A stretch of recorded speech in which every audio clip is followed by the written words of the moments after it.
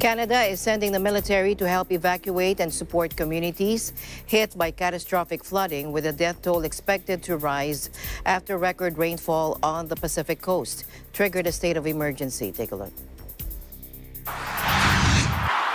Abbotsford, late last night, we issued an urgent plea to anyone in the Sumas Prairie to leave immediately.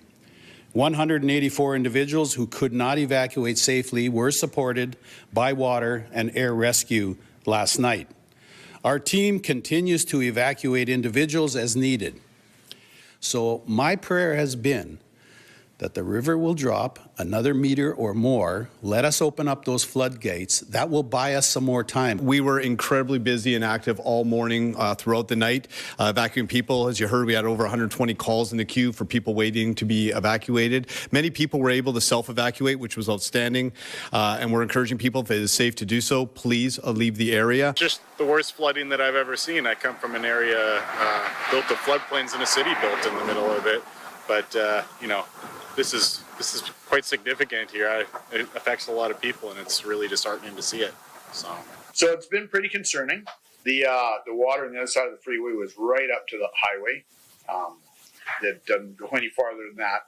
Fortunately, it's drained down a little bit now. The thought of those pumps quitting would be very detrimental. Everybody's pretty concerned around here. My daughter called me, was in tears, wanted us to leave, worried about the area. So far, we seem like we're okay, but we're right at the edge of it. But it's pretty bad for a lot of people out there. It's not good. This area here was absolutely chaotic yesterday.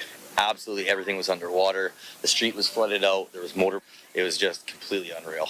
It's a lot of people affected. I feel particularly sorry for our farmers around this area. We have large dairy farms, and these people are being told that they have to evacuate. They have cattle that they can't just leave. We had one friend that we checked on today is down on the farm. He's staying on he has a small farm, sheep and that sort of thing, but he's staying in the barn for the night.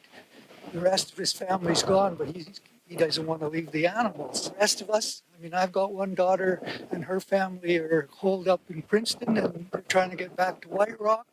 I have another one staying with mother-in-law somewhere else in Abbotsford. It goes on and on.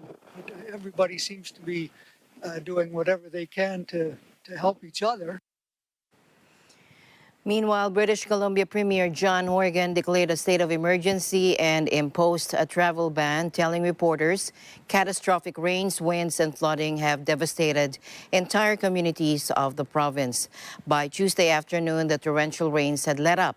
An estimated 300 motorists trapped on highways by mudslides have been airlifted to safety, and a few evacuation orders have been rescinded.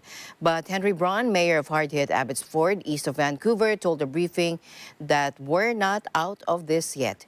Meanwhile, searches continue for more possible victims after a woman's body was recovered from a mudslide near Lillooet, 250 kilometers northeast of Vancouver.